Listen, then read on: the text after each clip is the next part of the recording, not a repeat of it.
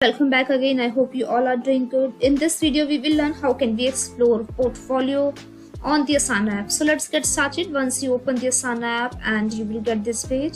Here you just have to click on the portfolio option here and you can see get the big picture with portfolios. Click on the explore portfolios and it is creating your portfolio. Please wait for a few seconds and you can see my first portfolio here. So here is your first portfolio. You can just add work here if you want. You can create a new project, create a new portfolio, and you can just add a status here.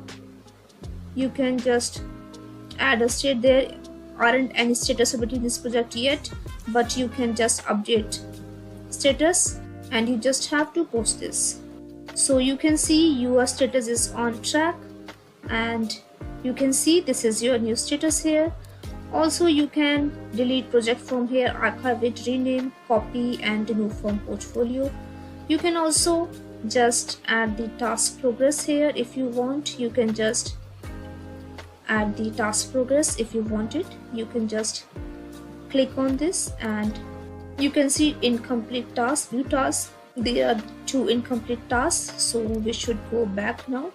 You can add a date here if you want and you can just change the honor. You can just change the honor like this.